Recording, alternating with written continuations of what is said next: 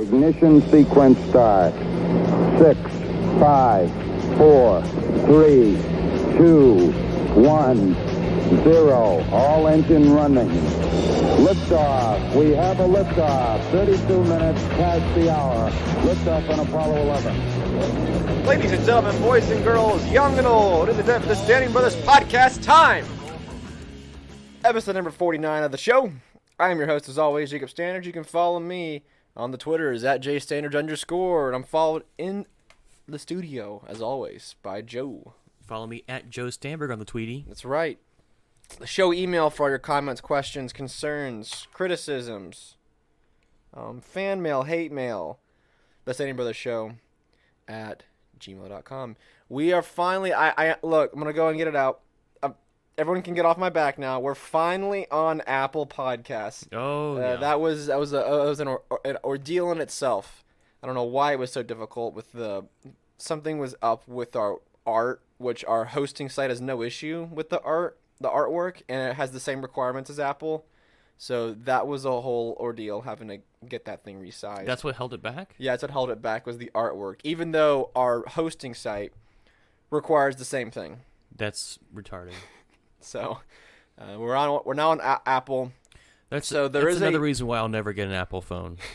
So there is a way if you're on an Apple device that you can follow the show, and I believe it automatically downloads. Spotify will let you know when a show's uploaded, but I believe Apple will automatically download it so you can listen to it. And then we're also on Google. All Google Podcasts, if you prefer the Google Play Store, which is not a thing anymore, but I don't know how you get podcasts on Google. I guess the Google Podcast app's how you get it. I don't know. Because it used to be the Google Play Store, and then that's not right. No. It used to be Google Play, the app. Yeah, which was amazing. It was great. And it worked. It really worked well. And now it's gone. Now it's gone. I really liked that one. And then just one day, they just, they deleted it, and it was gone. I'm like, what? Yeah. But it's okay because I get everything off Spotify. Same. Well, Citus used it to help play ringtones and help adjust volumes, and if I had to download any sort of MP3s for the show or something like that, I always play it through that, but now I just use VLC because it works. Right. So we got a lot of before we get into the news, Joe, how was your week? My week was great, Jacob. I just, things seem to be turning around. I'm gonna save it for Monday, but yeah, I think things are. Save for Monday? Oh well, hey, you got a lot of news then if you just save for Monday. Yeah, but I think things are. We're gonna finally turn the corner. We're gonna unify. We're gonna put aside our differences. Are you being facetious or are you being for real? I'm being serious, Jacob. Okay. I would never be sarcastic. Never be facetious. Never would happen. Never would happen.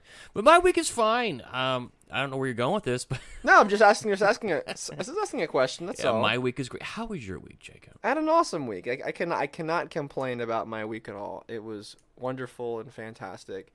The foot is getting better day by day. So hopefully one day I'll be able to be a normal functioning human being again. That would be nice. But we shall see.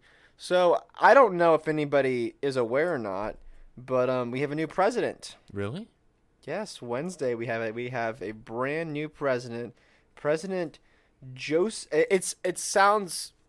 This happens whenever a new president is. It was the same whenever Obama was elected, and same thing, because I don't remember really Bush being elected. Bush was always president whenever I was alive. I never knew anybody else besides Bush. And whenever Obama was elected and Trump was elected, it was always weird. There's that first month or so, President Obama, President Trump, and now President. I remember the re-election of Bush. Yes, now that I do remember. But as far as he was always just president. Right. So so President Biden, as weird as it is to say right now, just from the change of it, he was he was inaugurated on Wednesday to a very small, and it was kind of, I was at work and I had it on my phone because I didn't get off until after the swearing, and it's like I kind of wanted to watch the festivities and see what all the hype was about. Which there was no hype. It was a very boring, the little part that I saw. There was no crowd. There was no cheering. Did you watch any of it, No, Joe? No. None of it. Not even the after party. What, at the Lincoln Yeah, Memorial? I didn't watch that. Yeah. I mean, it was just kind of just bland. Everyone was wearing masks. You couldn't see the smiling faces or the fake smiling faces of the people in the audience. Snooze fest. It was just not very exciting. And of course, because we got to follow the science and everything, we can't. God forbid we have people at the inauguration, but after Biden won, then we can congregate, because when Biden won, we can congregate and pop champagne. But when it's the inauguration, oh no can do there, Buckaroo. But one of the things I want to talk about is the first thing I wanted to kind of talk about was the immediate reaction that I knew that was going to happen, just gauging on Twitter, because Twitter gets you a nice, I wouldn't say it's a nice, but it gives you a somewhat of a 30,000-foot view of sometimes of a political. Really? I feel like every time I open Twitter, it's just people screaming. No, that's what it is. I'm saying though, but okay. It's the hype. Okay, Twitter is it's each side, or it's each political voice magnified to 1,000,000. Oh, okay. That's what I meant to say. That's what I meant to say. Every time I open it, it's like, Yeah. No. I agree 100%. But so if you take it back 4 years, whenever 4 years ago happened, there was all those funny memes and those funny videos of the SJWs and the liberals in the streets yelling when they announced President Trump. And they were crying and screaming. And, of course, there were, there was violence and there was rioting. And they destroyed a Starbucks and they destroyed a Bank of America and all this other stuff in Washington, D.C., which that's quickly glossed over after recent events. But nevertheless, the left lost its mind and the right made a victory lap. And everybody on Twitter made it a point to make sure that they rub it in the liberals' face to, quote, own the libs, because you lost, we won. Now we're gonna get to rule over you. And you saw countless videos of people crying, and the rage that people put out on Twitter. And now, 4 years later, you're seeing the same thing, but in a reverse. I know that shocks so many people, that you're seeing this drastic reversal in the opinions and in the reactions to the inauguration, because now the right and MAGA and Trump people, they lost. So now it's the left's turn to take a victory lap, because they won a popularity contest and now they're in charge. So there's a couple things that there's nothing wrong, I would say, per se, if you're a Republican or Democrat or whoever, and you're person one, and you get and you have a moment of excitement. I don't think that's much of an issue, even though I think it's kind of stupid. I don't think it's much of an issue. I do, however, think that it is pause for concern, and this applies to 2016 and now, to have such an emotional reaction, positive or negative, based on who occupies 1600 Pennsylvania Ave. Like, it's honestly weird and it's creepy, and it's something that the more that I think about it, like, it didn't really hit me in 2016 because I wasn't as politically aware in my beliefs back then. I was just kind of in 2015, 2016, I was exiting my neocon phase and starting to wake up to liberty and waking up to libertarianism, and it was the seeds we were going to plant after Trump was elected. Which I'll take credit for most of that. Yes, Joe. And reading a bunch of books and podcasting and stuff like that. But I saw so many tweets and so many articles and so many things on the corporate press that just I have a hard time quantifying the reactions from it. So what I mean by this is, there was I forget his name, but he was on MSNBC, and he was saying that looking at Biden's cabinet, looking at the inauguration, seeing Bush and the Obamas and the Clintons, it was like seeing like the Avengers. Oh yeah, yeah. It was I the saw that. Avengers. It was all the good guys and all the superheroes, and I got chills, and it was so exciting. It was awesome. You had there was a viral tweet that I was a part of until the idiot took it down, where this guy was literally crying. He posted a grown man, probably in his 40s, posting a photo of him crying of tears of joy because a man won a popularity contest. And now all of a sudden, everything's great, everything's awesome. There was a Root article headline that said that America's long fight with racism is finally over, or something like that. It wasn't over when Barry got in the White House? Or when Bill Clinton, the first black president. We all know that Bill Clinton was the first black president. I forgot about that. But yeah, I mean, it just kind of goes to show that whether it's left or right, you see this more so with people that kind of get into their own conspiracies, whether it's the Q people or the Russia Gate people, that this is just like religion. Now, most of these people, the people on the left probably would claim to be, atheists or agnostic, but they are just as religious as the people on the right. It's just their religion is the state. Their religion is who the president is, because he is the immortal, indispensable man or woman who is supposed to guide them through the tough times, Jacob. Because if it weren't for FDR, we would have never gotten through the Great Depression. We never would have. It would have been still going on. If it wasn't for Obama, we wouldn't have health care. People would be dying in the streets without health care. And the same thing with the people that support the squad. Or even on the flip side, on the right, you have people crying. I think you and I watched a video of this lady who was just bawling her eyes out because Biden was a president, because she thought, at the last minute, Trump was going to swoop in with the handcuffs and arrest him. No, trust the plan. Trump will still be president. Okay, just everyone calm down. This is Trump's 8D underwater interdimensional chess. Trump will still be president one day. Right. And so you see these Calm people, down. their whole identity as a person and who they are is wrapped up in, like you said, who occupies the White House. Which is, if that's what you're gonna base your identity off of, then I mean, come on, that's what's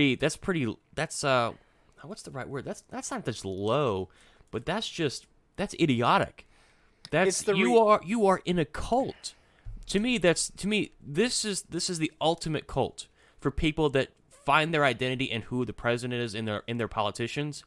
That's more dangerous than the what's that? The UFO cult, Heaven's Gate, or the Jim Jones cult. That's more dangerous because these people, they can murder, at will, and they call it foreign policy, right? They can, they can use quantitative easing, and they can give money, they can give bailouts, they can give people checks, and they can call that, fiscal policy or monetary policy, but really it's counterfeiting.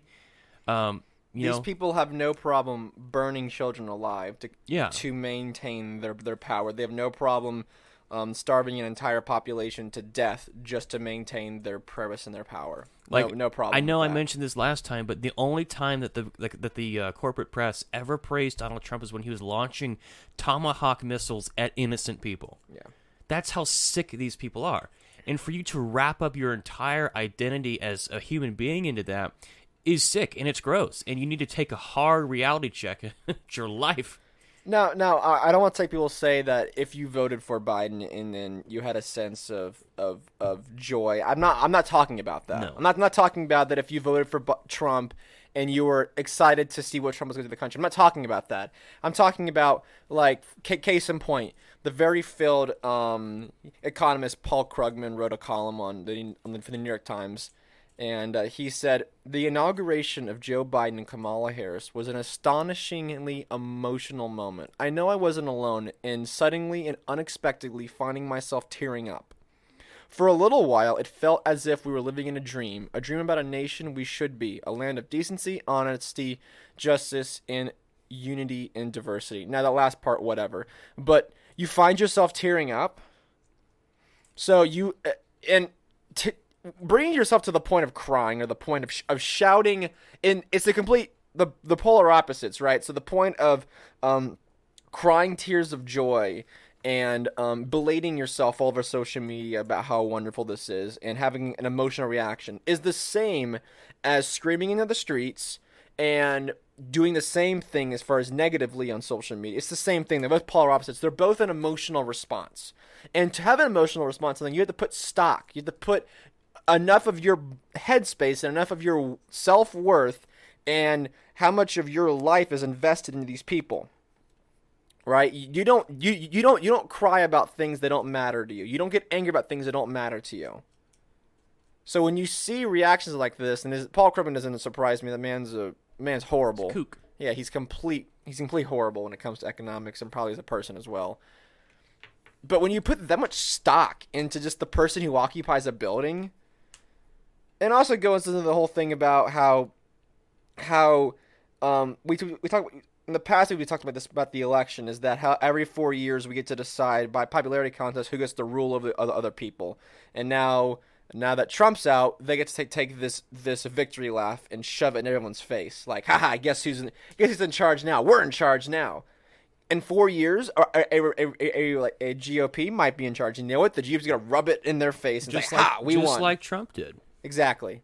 So I think that's just maybe a little moment of self. I mean, two more examples. There was another New York Times writer that said she got chills when Biden landed at the Andrews Air Force Base. When he got off the plane, I felt chills. And then there was another story of oh gosh, I can't remember. Oh gosh, I had it. It was going. Was it the superhero Avenger story I said? No, it was a different one. It was there's another New York Times columnist. I don't know if it's the same lady or not, but she said that we all can rest easy now. We all can get a good night's sleep now. Yeah. Knowing that we all can fall asleep in the backseat of the car, knowing that Daddy Joe Biden is driving the car. But that comes again. If you did not sleep well, simply because, and it's 2 points. If you do not sleep well simply because of the man who occupied the White House, number one, you're putting too much stock in the fact that who occupies that building, and maybe he shouldn't have the power. Preach, brother. There's an awesome tweet. If you're worried about who becomes president, the president has too much power. Right? Again, if it brings you to the point where you're worried about the nation because somebody occupies some kind of popularity contest office, then they have too much power because you only care about things that matter to you. So I found that entire thing just predictable, and the media is falling over themselves to see who can outpraise this administration, even though they're not even 72 hours in, and we're already falling over ourselves for that. Anything else you want to say on that before I move on? No, it was all pretty much predictable what was going to happen. Yeah, I found it nauseating. I do think that it is funny that while Joe Biden was going around the Lincoln Memorial at the after party of the inauguration, without a mask, celebrating, dancing with his wife, the big old hoopla with the famous artists there, performing in celebration. Meanwhile, there was riots going on in Seattle. Welcome to Joe Biden's America, right? Antifa went in and stormed the DNC, broke windows. I think a lot of these Antifa people feel betrayed by the DNC because they put in Joe Biden. And also 4,000 people died from COVID. So did he not do enough to help save those lives? They're now dying on his watch now. So right. keep in mind, now. This is now everyone who's dying because every single death from COVID was automatically attributed to Trump. So now, ever since noon, January 20th, they're all going to be attributed to Joe Biden. If you want to play that game, we're going to hold this thing, hold the same standard. We're going to hold his feet to the fire. If that's how these people want to play it, of course they're not going to play it that way. Of course they're going to still piggyback onto the failed administration of Donald Trump and blame him for everything. The press that you mentioned, Portland and Washington State, the press secretary who was asked about that, and she refused to condemn it. Basically said, "Yeah, we're just monitoring that." And of course, with Joe Biden signed a federal mask mandate, which if you're on federal property, you have to wear a mask, and you have to wear a mask. Which I think was already a thing. Yeah, it was already a thing. Like, you already had to wear a mask indoors in all of these federal cities. It was already a thing. And then wearing a mask on trains and planes, which again was already a thing. So all you've done is you just pat yourself on the back and done a victory lap around the Oval Office, which Joe Biden you probably shouldn't do because you might throw a hip out as old as you are. But yeah, the press secretary doesn't wear a mask. That's breaking his own rule. Joe Biden has been photographed multiple times not wearing a mask. That's breaking his own rule. So look, man. So if you're gonna be the example, be the example. Now, I'll hold your feet to the fire. On a personal level, we don't care. No, but if you're gonna care. sit there and you're gonna sign this law, then you should follow through the garbage yourself. Like I called out everyone else traveling over the winter for vacation on these politicians. I don't care they're doing it, but if you're gonna lock people in houses and send police after them to go whoop on them because they're not doing what you're clearly breaking, then yes, I'll call that out. So Biden's inauguration had a theme, and the theme. This is the cover of the Wall Street Journal from yesterday. It says Biden calls for unity. We must end this uncivil war that pits red against blue. I got a couple issues with this headline, and not for the reason that people may think. I'm all for unity. I'm all for peace. I'm all for love. I am all for nonviolence. I'm all for all of us getting along. I'm all for that. And I think that a lot of Americans wish we could all just get along and we all could live happily. I would love to see that happen. I would have no objection to that. Here's the issue, though. Glenn Greenwald wrote a fantastic article, and I think this is not one behind a paywall, so I will link it in the show notes. I highly recommend it. This is the only thing you read this week as far as news. Read this article. It's that good.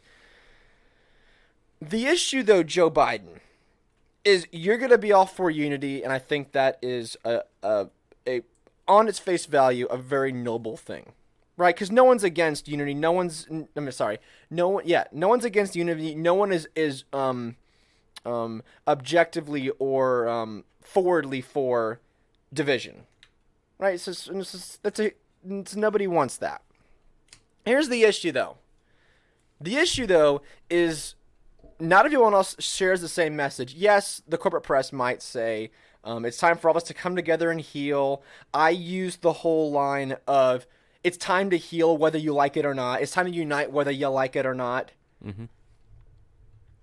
Here's the issue: is right now there is calls for a quote unquote a bill to combat domestic terrorism, from which the likes of a 9/11. This is what a New York Times reporter noted on Monday.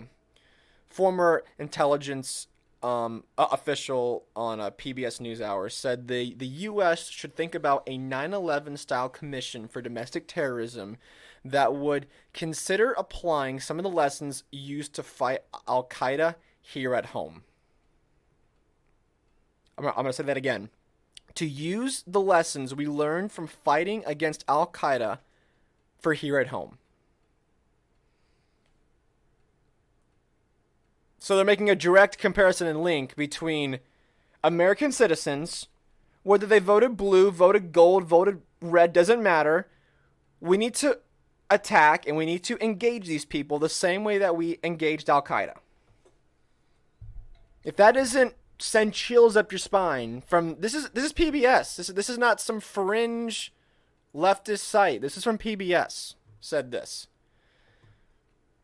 And this is all, of course, in reaction to the events that happened on the 6th, January 6th, which I find it hilarious that whenever I bring up, and not to harbor too much in January 6th, when people say that, well, over the summer, the BLM riots, well, they were 93% peaceful. Most of the people weren't looting. They weren't burning businesses down. The same thing is true about what happened January 6th. A majority of the people weren't storming the Capitol. There was probably 200 people, they said, that actually went inside the Capitol. And there were tens of thousands of people outside. You're not seeing the same logic applied there. Here's what Tom Elliott said on the Morning Joe program. Glenn quoted him and said, we reset our entire intelligence approach talking about the Capitol riot. Looking at greater surveillance of them, the FBI is going to have to run confidential sources, and they're going to have to start looking at a Patriot-style Act 2.0 for greater FBI surveillance and NSA on American citizens. That's on MSNBC. Alex Stamos was a former FBI security official that worked at the company, worked at Facebook, and he was very concerned whenever he was talking about talking to Brian Stelter, so little Brian Stelter on CNN. He said that we have to use the same tactics that the United States used to remove ISIS from the internet in collaboration with law enforcement. Pretty much merging Facebook and these big tech companies, which is already a thing, merging them with the state and with law enforcement to work together. And he said, quote, they have to go after what he called extreme conservative influencers. Not white supremacists, not Nazis, conservative influencers. Well, who's a conservative influencers to the cathedral? Anybody that's not woke. Anybody that's not woke. Myself, Joe, anybody. That's a conservative influencers. Press freedoms are being abused by these actors, he said. We have given a lot of leeway in both traditional media and in social media to people with very broad range of views. It's time for all of us to get back to the same consensual reality. Mr. Stamos, I'm sorry, but what is the same consensual reality? Is it the Russia hoax? The Steele dossier? Is that the consensual reality you're talking about? Is it the reality where none of you jokers covered anything that was going on in the Obama administration when it came to the foreign policy? Is it talking about that? Who gets to decide what this consensual reality is? Who gets to decide that? And what do you mean we've been giving too much leeway to people with a broad range of views? Isn't that the whole idea of the internet and with these social media sites is of a broad range of ideas and a broad range of topics? And Glenn geniusly wrote that Stamos noted the real issue and the real problem here. He said, there are people on YouTube, for example, who have a larger audience than any person on daytime CNN. That's the issue here. That's the real Let's problem. just be honest here. The fact that Tim Pool and Joe Rogan and all of these guys get more viewers daily than CNN, that's what the issue is. The issue is that they don't like competition. Why do you think CNN wants to get rid of Fox News every other waking minute? It's because Fox News destroys CNN in their ratings. They kill them. Maybe not so much anymore, but they still do. Yeah. Like Tucker Carlson destroys Rachel Maddow. Destroys her. Don Lemon. It's not even close. Tucker Carlson absolutely, and Sean Hannity both just absolutely obliterate them. They can't compete.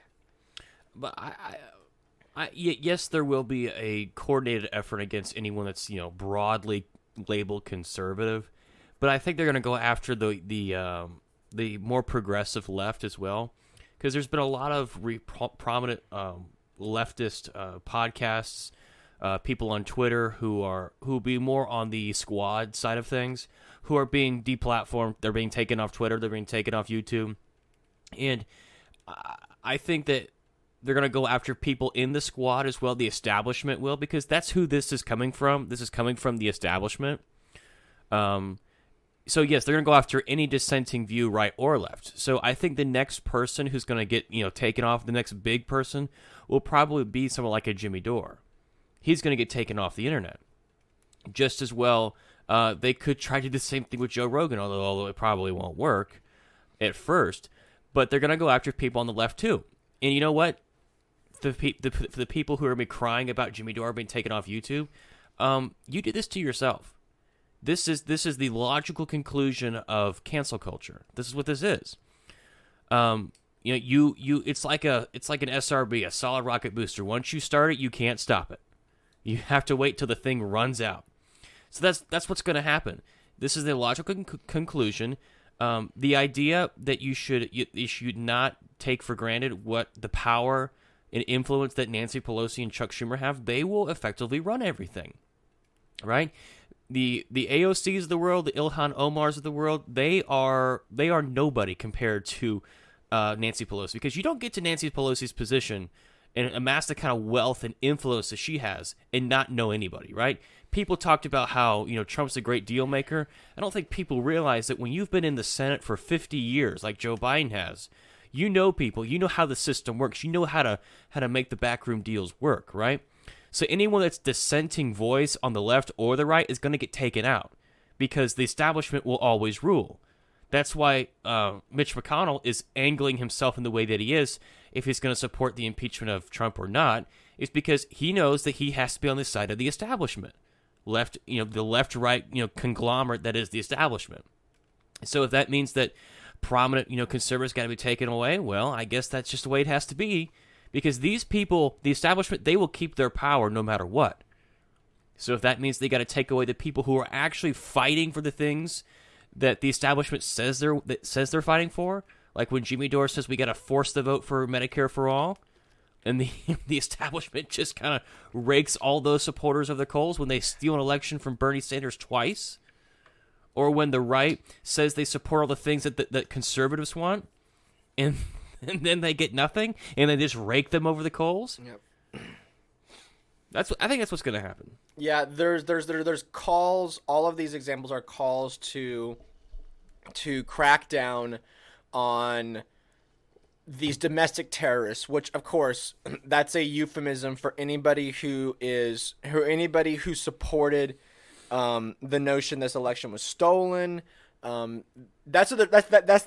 is the determination right now. Is anyone, excuse me, anybody who thought the election was stolen and wanted to overturn this election process. And people are comparing Ted Cruz now to Goebbels and saying that Ted Cruz wanted to overturn this election.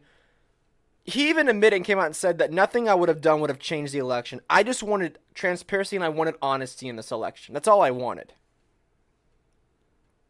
And Paul Krugman does the whole thing about him, but that's all he wanted. He just wanted honesty. He just wanted the truth to come out. And he knew that setting the commission was not going to overturn this election. So no one was trying to overturn this domestic election. No one was trying to overturn this thing.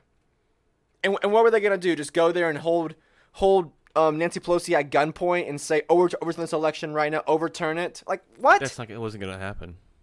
Even if they were to hold all the members of Congress and the Senate hostage at gunpoint and say, overturn this election, they couldn't do it. No. So that entire notion is stupid and dumb. They're calling for Facebook to be taken down. They're calling for a Patriot-style 2.0 action to expand surveillance and to look after these groups.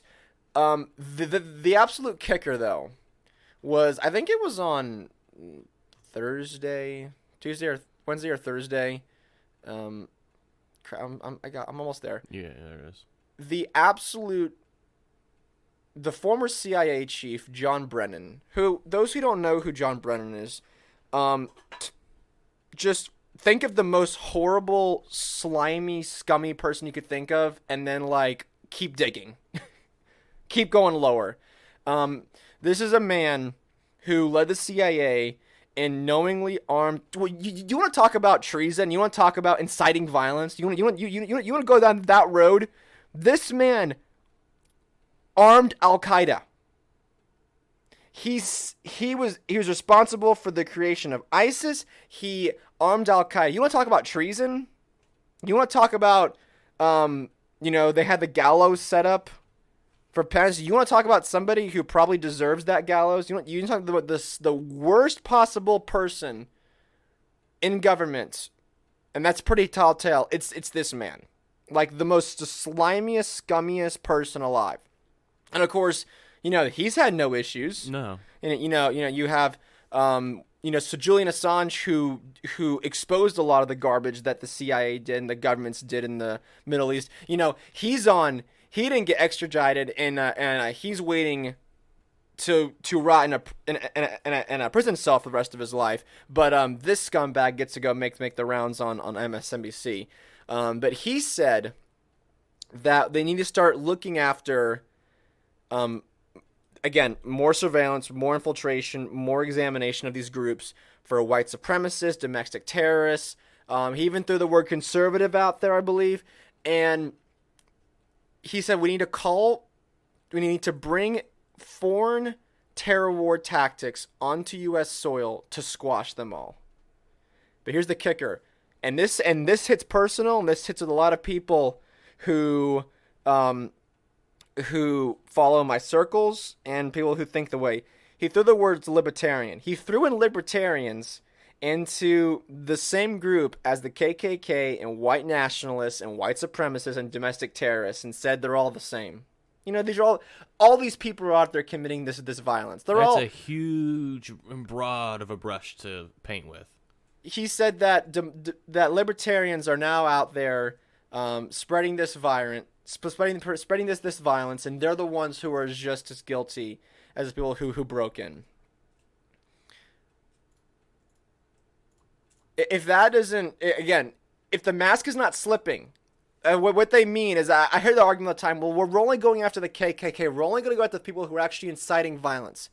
Bro, you had the former CIA director on MSNBC saying that, no, it's not just them. We're going after, we should go after libertarians, we should go after conservatives, we should go after everyone who supported this Stop the Steal movement. We should go after all of them because they're as guilty and they're the ones who are causing and inciting this violence just as much as everybody else. That's what is going to happen. This is what is coming down the line. So, Joe Biden, I'm going to bring it full circle here. So, Joe Biden, how do you call for unity when you have people in the corporate press, and you're not going to, I don't expect him to call these people out because he has the personality, he has the spine of overcooked spaghetti. Or undercooked spaghetti. Okay? The man has no spine. I don't expect him to go make a press conference and say that no, I condemn these calls for surveillance and these calls for incitement of intelligence gathering and all of that on people who were not connected and people who were not at the Capitol riot or whatever you want to call it. The mob. No, he won't do that.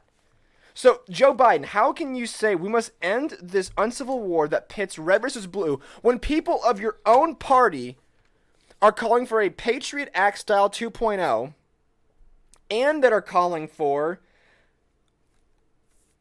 foreign policy like tactics on American soil against American citizens? How can you do that with a straight face? And how can any one of these clowns on CNN, MSNBC, who are knowingly having guests on that are who are knowingly spreading this garbage and then say, it's time to heal, Joe? Yeah, you know what? It's time to heal. The healing has begun. There's a great meme I have where it's a guy holding a gun to the back of this other guy's head, and the guy holding the gun and says Democrat, and the guy that's being held at gunpoint says Republican, and he says time to heal. Like, again, I'm all for it. I'm all for healing.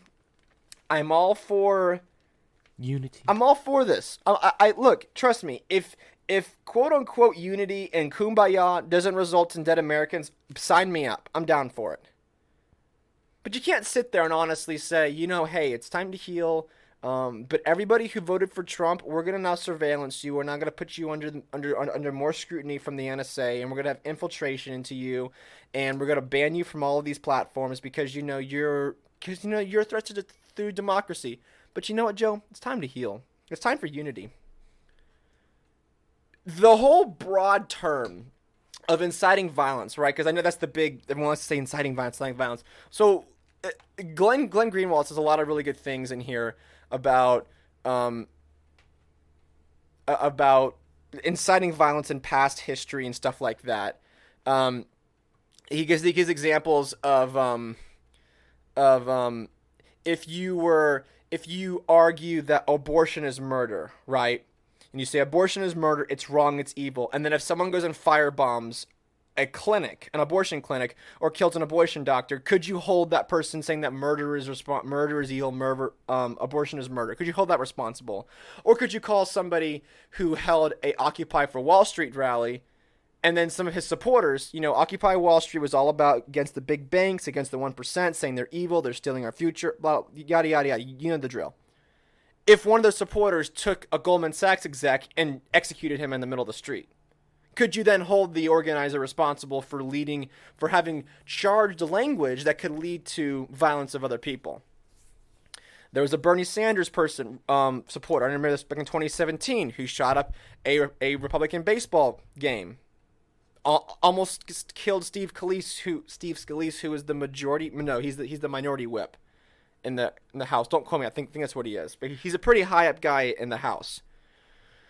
He watched Bill Maher. He watched Democracy Now!, which is a very left-wing progressive news outlet. Rachel Maddow was part of groups on Facebook like Terminate the Republican Party and Trump is a traitor. Are we going to hold Rachel Maddow and Bill Maher responsible for radicalizing this man? Are we going to now impeach Bernie Sanders because he was an active Bernie Sanders supporter when he went and shot up Republicans? Because Bernie Sanders has said some stuff about Republicans, how they don't care about the people, and you can insert other quotes about that. Are we going to hold him responsible now for that? I don't know. This is a very dangerous game we're playing. Because people are saying, because now the consensus that Trump incited violence because Trump said the election was stolen. The election was stolen. I won, election is stolen. Nothing he said in that interview, or nothing he said in that speech was inciting violence of any kind. Glenn goes on, I'm going to quote him. He says, despite the potential of all of those views to motivate others to commit violence in their names, potentially that sometimes have been realized, and none of the people expressing those views who's talking the examples given, no matter how passionate, can be valid or characterized as inciting violence, either legally or ethically. That is because all of that speech is protected, legitimate speech that does not advocate violence. Saying abortion is murder does not advocate violence. Saying Wall Street executives are ripping the people off, that is not inciting violence. Anything that Bernie Sanders says does not incite violence. Anything that that Rachel Maddow says or Bill Maher says does not incite violence legally or ethically. None of it urges others to commit violence in their name. The fact that it may inspire or motivate some mentally unwell people who are a genuine fanatic to commit violence does not make that person who espouses those views who are engaging those nonviolent speech guilty of inciting violence. It doesn't. Because what is inciting violence? It is a call to action. You can say, I hate people with blonde hair. They're stupid. I think they shouldn't exist. They're dumb. Nothing that I just said there was inciting violence, completely protected under the First Amendment. Is it mean? Is it horrible? Yeah, it's a terrible thing. Now, if I said, go shoot every blonde person you see right now and do it immediately, that would take an out of context, I know. Yeah, but if I said that and I had a position, if I stood on stage and said go kill every blonde person, that's inciting violence. But if you just espousing a personal opinion, there's a big difference, and the difference is not even like nuanced. It's been the same way since the First Amendment was written. It's the same thing. The issue, though, is that because the quote inciting violence now is being determined as inflammatory political speech or whatever else you want to say. So now that is grounds for being banned on social media. That is now grounds for this Patriot Act 2.0 that's going to be passed. I know it will be. Or an expansion of the surveillance state and a tightening down from the state on American people who may hold different views from the cathedral. The mask is slipping, and people are running out of time because this thing is moving so quickly. You know, Trump's might be impeached. He might be removed from office next week, even though he's already out of office. I don't know how they're going to convict a man who's out of office. But that is where we are headed.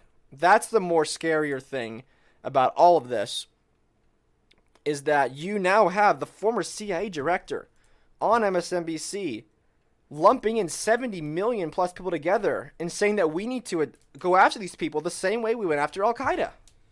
But they're not doing themselves any favors, because some of these people might have true, intentions at heart, because they see, they might just be so blue pill they can't see the world from someone else's point of view. The problem is, though, is that when you have people like, what was his name? Johnny Depp said that he said, when was the last time an actor assassinated a president? You had Madonna saying she's often thought a lot about blowing up the White House. Remember Kathy Lee Griffith held up that picture of the bloody severed head of Donald Trump? Yep. When he first got elected. It's like, yes, that to me, that's inciting violence. When you say, when was the last time an actor assassinated a president, you thought about blowing up the White House, you're holding It's kind of beating around the bush a little bit. you're holding up a picture of a bloodied, severed head of a president, or you have rappers that are literally shooting, a guy that looks like Trump in a music video. If that is not at least somewhat categorized as inciting violence, then I don't know what is. Because that's far, far, far more awful than anything Trump ever said. Should have Trump and his surrogates, egged on his supporters for months about the election being stolen? No, they shouldn't have. Did that that grow the skepticism with people of the election? Yeah, it didn't help.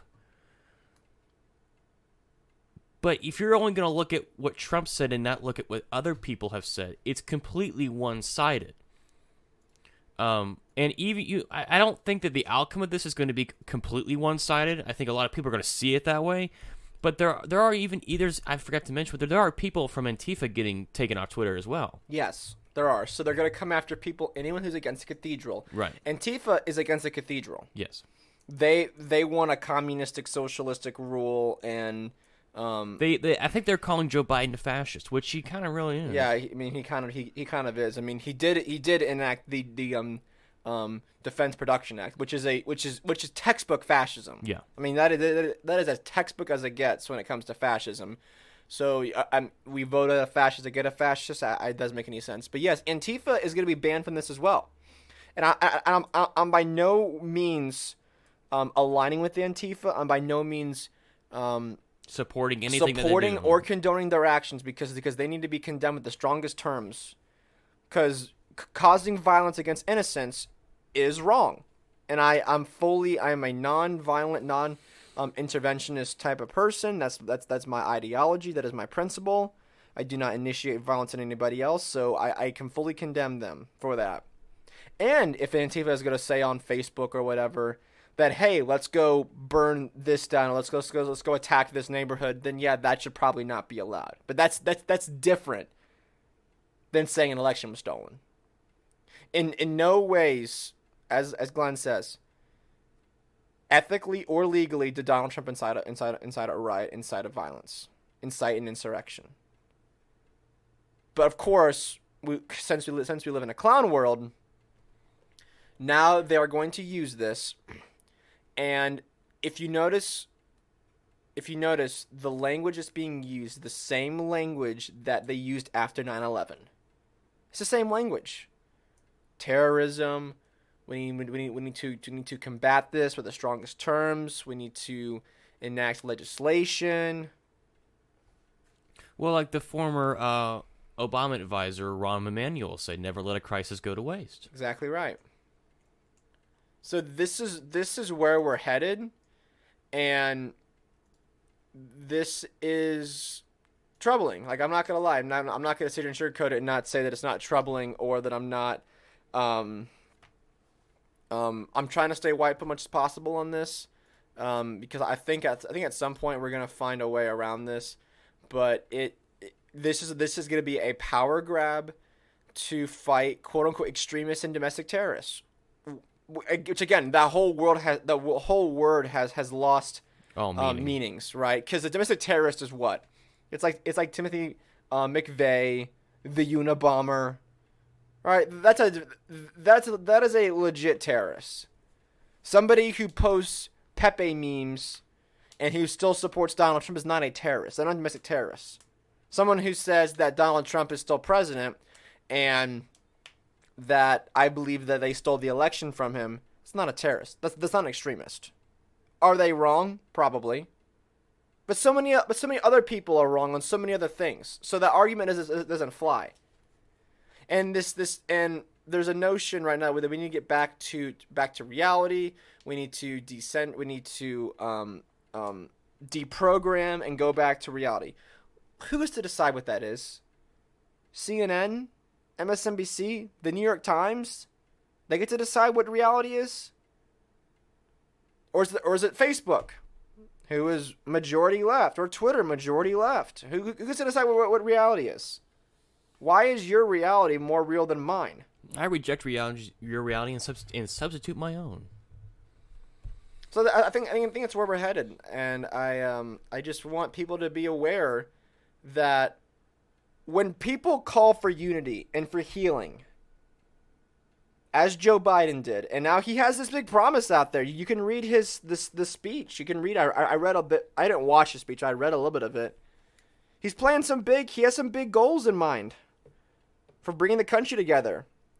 I just don't know how you're going to bring a country together and how you're going to, quote, unite it and heal it when you've demonized half a nation and 70 million people who supported the outgoing president.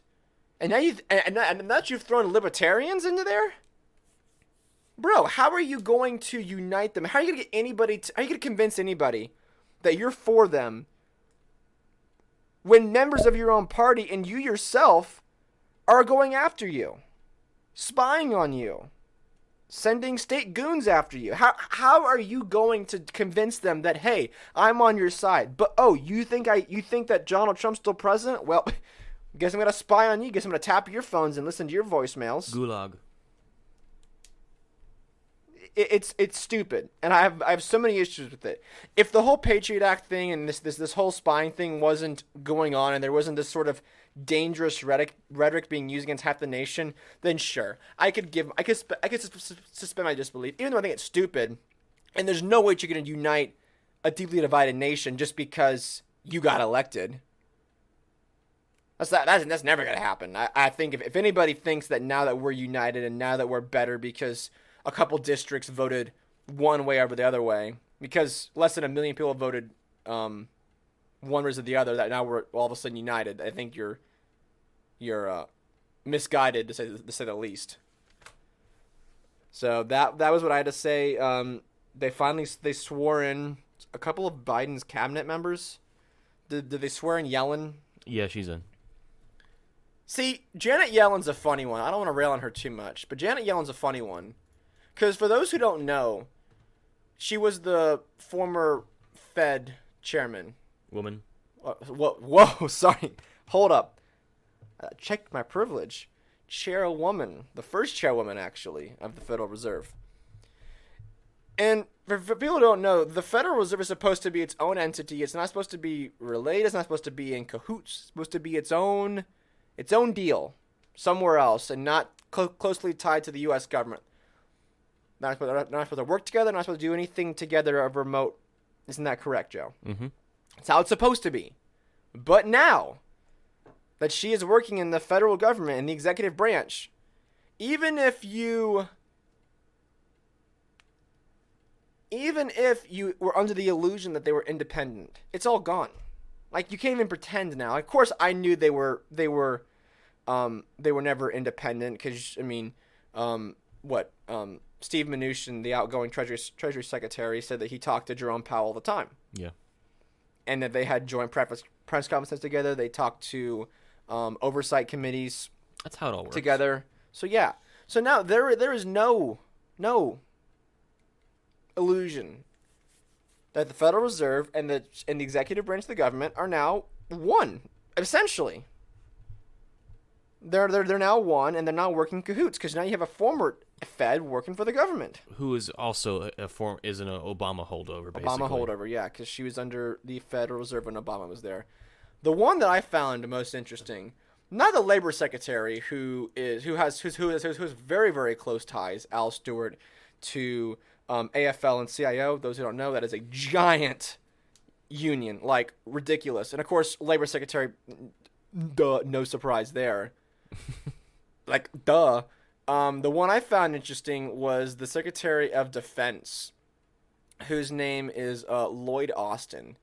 For those who don't know Lloyd Austin, I read a little bit about him. He's a big lobbyer for interventionism, and I guess, yeah, again, no surprise, duh. But the man sits on the board for Raytheon Technologies, and for those who don't know, it's a pretty big on what it's a contractor of weapons and defense products. They seem to get a lot of contracts and money from the feds. Yeah, it's a pretty big deal. Now, whether you believe it or not, Lloyd Austin, General Lloyd Austin, whatever you want to, said that he recused himself from all military and defense decisions that were related with Raytheon. Whether you want to believe the man or not, the fact that he's still on the board is a little... Yeah, but he still has a phone. What do you mean? He can still pick up the phone and call people from Raytheon. No, I'm not saying that, but I'm saying that like he said that he recused himself, I'm saying agreeing that he's with not. you. Yeah, but Okay, I'm being sarcastic. I know you're being sarcastic. I know you are. I'm just saying. I think it's fine. I find it interesting that one of the biggest weapons contractors for the United States has a man in charge of the military right now, essentially in charge of, and he is the number one advisor. What did you want, Jacob? A social worker? Well, usually you pick some kind of general, right? Like, so Trump had a Mattis, which was terrible, and They didn't have McMaster. well, they should have had him, but No, they did have McMaster. yeah, for like a week. No. McMaster was in there for a while. You're thinking of McGregor. Yeah, McGregor. Oh, That's different. McGregor was there for like a week. Yeah, like the last month. Yeah, which he had no time to do anything. Right. But if you want to read, I will leave the link to everybody who is in the cabinet. It's not very, like, the one in the paper is way more detailed. But, gosh, if you talk about the most just boring... Now, people are going to say, oh, well, it's so diverse, and you have a black man now in charge of the Defense Department. Okay, is he still going to go and advocate bombing innocent people in the Middle East? Is it because now that a black man is dropping the bombs, does that make it better? Or a woman? You know, I'm against fiscal irresponsibility, but now that a woman's in charge of the treasury, well, now it's okay to go into defense. Now it's okay to spend lots of money, because now we get a woman at the printing press and not a man. There's so many, like, most of them are Obama holdovers, or they worked in the Obama administration. So there's nothing new here. There's nothing exciting. It's going to be a very, very just boring cookie cutter. Again, the argument is that, well, everyone is so diverse. Okay, fine. My argument still doesn't change. If you're still a terrible government and you're still spending people and stealing their money and killing innocents overseas, it doesn't matter who's pushing the button or who's on the phone. You're still bad. That's why I think this entire diversity argument is so stupid. That, oh, well, now we got a woman vice president. Okay, she's still terrible. She's still an awful person. Does that make it better now because it's a woman? Now for someone who is of that color of skin, they can identify with someone. I'm sorry that you identify with Kamala Harris. There's many better people of color that you can identify with. Tulsi Gabbard's way better, even though she's still, I disagree with her a lot, but she's way better. At least she doesn't hate the people that kind of live in between, L.A. and New York. Well, she said that. She was on Joe Rogan's podcast yesterday, about halfway through it now. Not to talk about what I recently talked about, but she said the language being used against the 70 million people who voted for Trump is very dangerous. She said you are now lumping Trump supporters, who she disagrees with very much, and Trump supporters disagree with her very much. You're lumping them in with the KKK and white supremacists and actual domestic terrorists. That's dangerous. Yeah. You can't be doing that. It's irresponsible. Some might say, might incite violence? I don't know about that. You have CNN running articles and running people up saying that you're, terrorists, and you see, God forbid, a dead CNN exec. Well, could you say that CNN incited violence? Oof. I don't know about that. That'd be a little rough. There actually is a good thing about Trump supporters. Maybe not so much the outcome of the Trump presidency, but his supporters. This is an article that I read by Tho Bishop, who is at the Mises Institute. And this article was also read by Rush Limbaugh, if you can believe We're that. getting somewhere. We're getting somewhere. So I'm going to read a portion of it, and it goes like this. A variety of polling indicates that as Donald Trump boarded Marine One to retreat to Mar-a-Lago, he does so with most of his voters believing that he is a rightful president of the United States. One poll showed almost 80% of Republicans do not trust the results of the 2020 election. If we estimate that 75% of all Trump voters in 2020 hold this view, that would leave us with over 50 million Americans who believe they now live under an illegitimate federal government. This reality terrifies Washington political class more than anything Donald Trump could have ever done while occupying the White House. As Murray Rothbard pointed out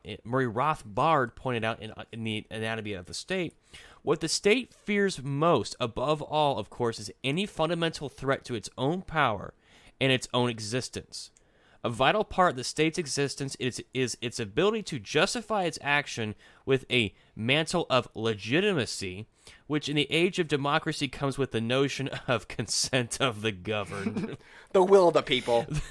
The result of 50-plus million Americans viewing the next president as a fraud imposed on the people is an inauguration talking place in Washington, D.C. that resembles a war zone surrounded by soldiers with whom the regime does not trust with their own ammo.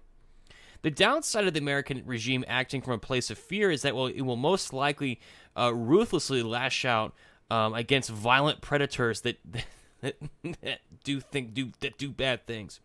Since the actions at the Capitol on January 6th, the corporate press has elevated a collection of terrorism experts who have explicitly called for the tools formed in war on terror to be turned inward and deal with the growing Trump insurrectionist threat.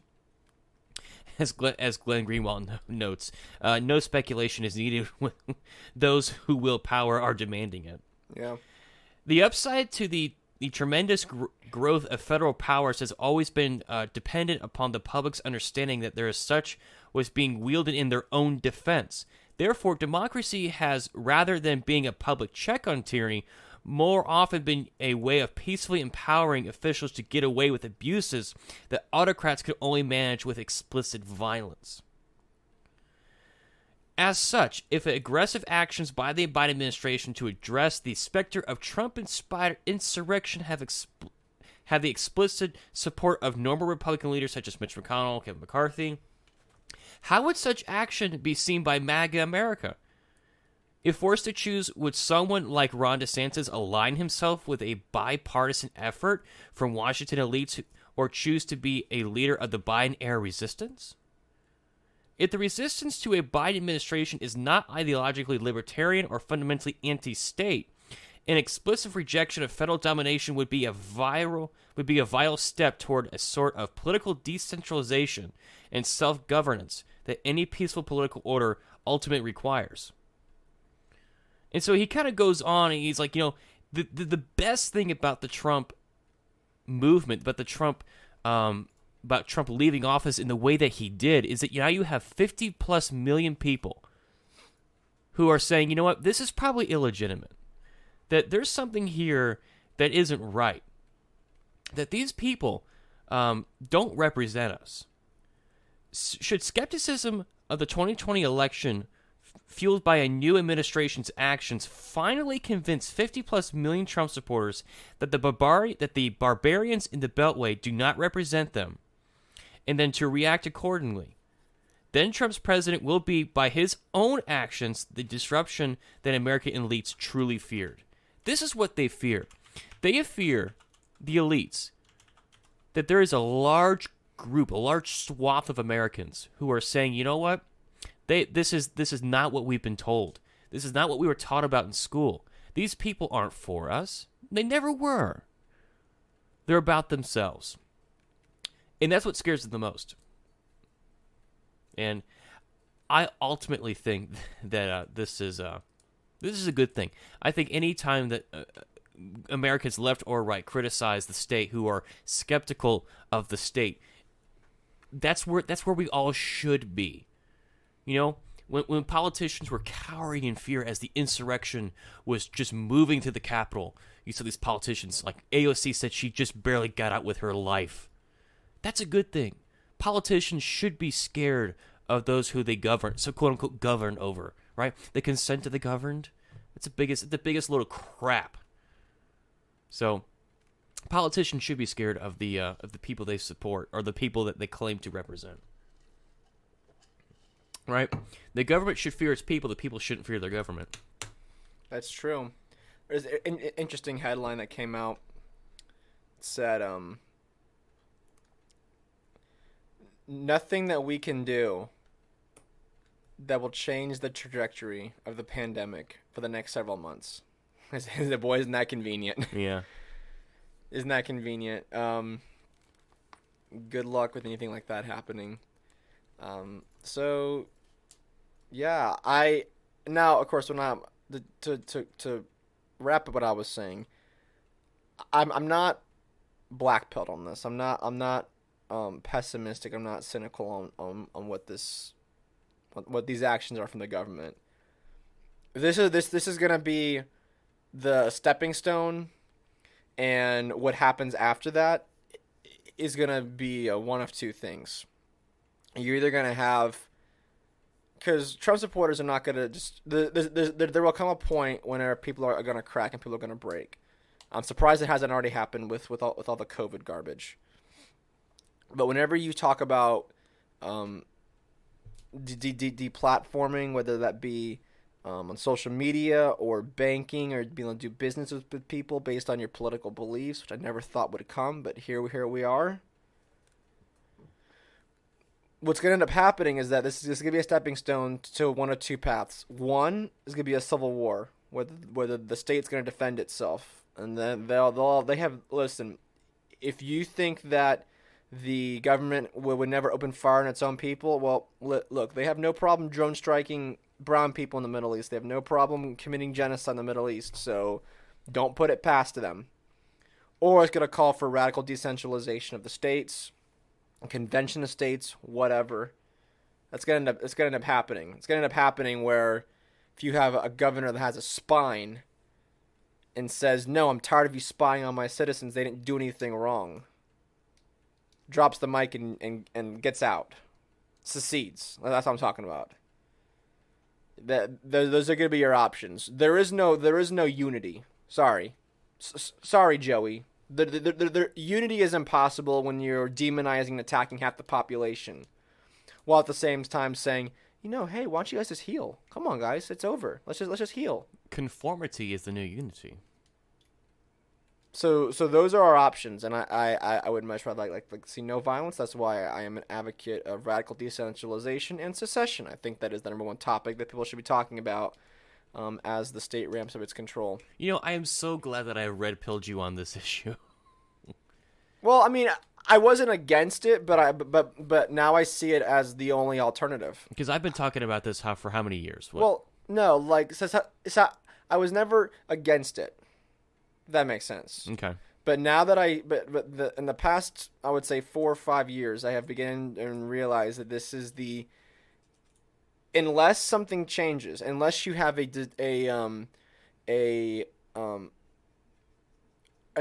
ability or the way to dissolve the federal government, because really that's the big issue here.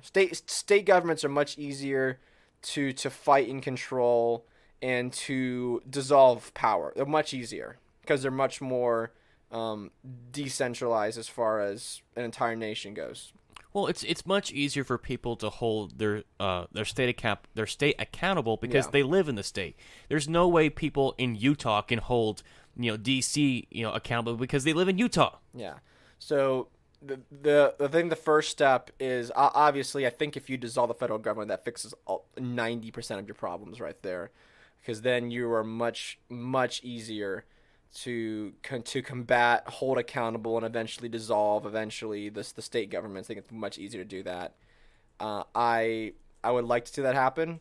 I think that if a state secedes and they say, hey, we don't need a federal government, well, why don't we secede? Why are we paying these taxes? What are we doing? I think it's going to take one domino and then the rest are going to fall in line. Of course, unless it's like California, which will drift off into the Pacific Ocean. So I think it's important to stay positive and to stay good on this moment. I for myself, as far my life has been the exact same, in fact, and the fact that a 78-year-old dementia patient and a crooked cop are in the White House does not affect my life one bit. I will continue to live my life regardless of who occupies that building, and I will not cry and I won't shout and scream. I'll make passive-aggressive comments and sarcasm, but, because that's fun. Because that's fun. Yeah. And, folks, I do that all the time anyways, if you get to know me. As the great Harry Brown wrote in How to Find Freedom in an Unfree World, you choose whether or not if you want to be free. It's your choice. It is true. I think it's interesting. Only thing I can say in closing is that, man, buy some of that Raytheon stock, man. Now you got to get on the inside. Gotta get in. Gotta get on it early before the thing jumps up. Anything in closing, Joe? Anything you want to plug? I am reading a book right now about hyperinflation in the Weimar Republic, and it is truly scaring me and freaking me out because one of the early signs of the incoming doom of inflation was they saw inflated prices in agricultural goods. Yep. And then you told me about inflated prices in agricultural goods. Yeah, they jumped like 5% in one day, which never happens. And that truly freaked me out. So I had to put the book down for a minute. Yeah, that's why every morning when I get the Wall Street Journal, I always look at the agricultural prices. I look at the price of wheat, the price of corn, cattle, pigs, soybeans, coffee, because those are all because whenever the inflation happens, the price of goods and commodities go up. That's honestly why the price of gold goes up too, because it's a commodity. So it said in I think in 1 month. It cost a family of 4 to buy groceries for like a week. It cost like 60 marks. And then you go like 3 months later, the price doubled. Think about that. Think about a gallon of milk going from $3 to $6 in the course of, I don't know, 90 days. Yeah, that's insane. It's something, and that's something that we're headed to, unfortunately. So. And then you put on top of that the push for $15 minimum wage. Ooh, no one has a job and everything is more expensive.